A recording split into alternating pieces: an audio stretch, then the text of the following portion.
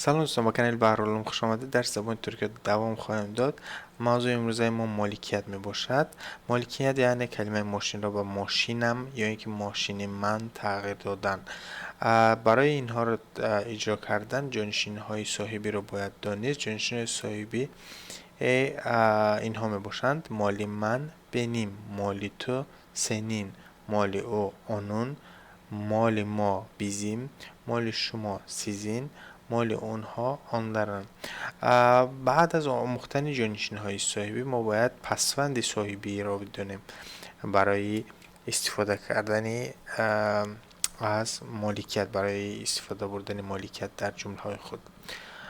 پسوند صاحبی برای بنیم حرفی می باشد، برای سنین حرفی نه، برای آنون ای او و او می باشد، برای بیزیم یعنی مال ما مز میز موز میز، برای سیزین نز نیز نوز نیز و برای آندرن لره لری. در اینجا چیزی را که باید شرح دیم این است که حرفایی که در قوس‌های گرد نوشته شده‌اند اینها در حالت می‌آیند که حرف آخر کلمه همصدا باشد و حرفایی که در قوس چهارکنجه نوشته شده‌اند در حالت می‌آیند که حرف آخر کلمه صداناک باشد. اینها رو بهتر در مثال ها خواهیم دید. برای اکنون پردازیم به این مثال ها. مثال اول کلمه چانتا یعنی کیف. کیفی من گفتن خواهیم اگر بنیم چانتم. دقت کنید کلمه بنیم یعنی مالی من اول در پیش از کلمه آمد و بعد کلمه چانتا خودش و بعد پسوند صاحبی می آمد. خب پسوند صاحبی می آمد به این خاطر که آخران حرف چانتا حرفی صداناک بوده و برای همین به حرفی کمکی نیاز نداره. کلمه بعدی کلمه انه یعنی مادر. مادریم تو گفتن خواهیم اگر میگیم که سنین انن یعنی سنین مالی تو، انه مادر، حرف نی آخرش ت میشه یعنی مادرت یا اینکه مادری تو. توپ یعنی توب. اگر توبی او گفتنی باشه ما میگیم که آنون توپو.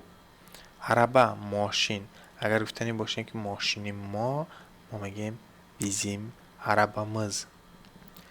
اگر کوزو گوسفند شما گفتنی باشه سیزین کوزونوز میگیم.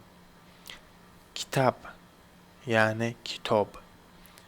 کتابی آنها گفتنی باشیم اگر onların kitapları میگوییم. ad نام. اگر نامم گفتنی باشیم یعنی نامی من نه و نامم فقط، برای که از این هم میشود فهمید که نامی من قصدم است، یعنی از پسوند صاحبی، تنها از پسوند صاحبی نیز فهمیده میشود که مالی کی گفتنی است. نامم پس ادم خواهیم گفت. خب در اینجا حرفی رو که من با رنگ کبود اشاره کردم دقت کنید. این حرف همون حرفی زیادتی و کمکی بود که در درون قوس گرد بود.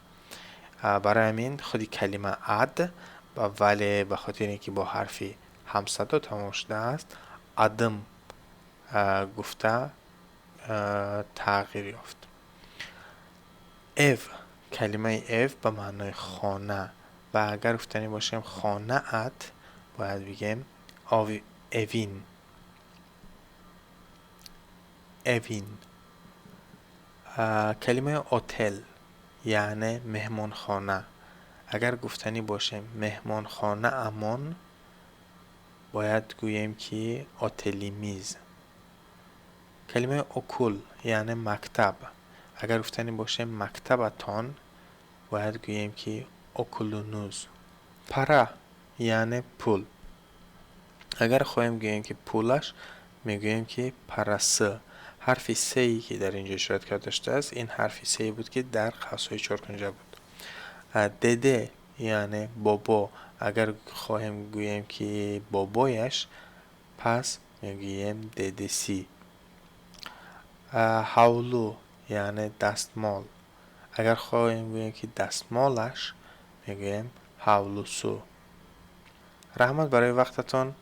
لایک مانید، ابونه شوید، زنگوله رو زیر کنید. سلامت باشید.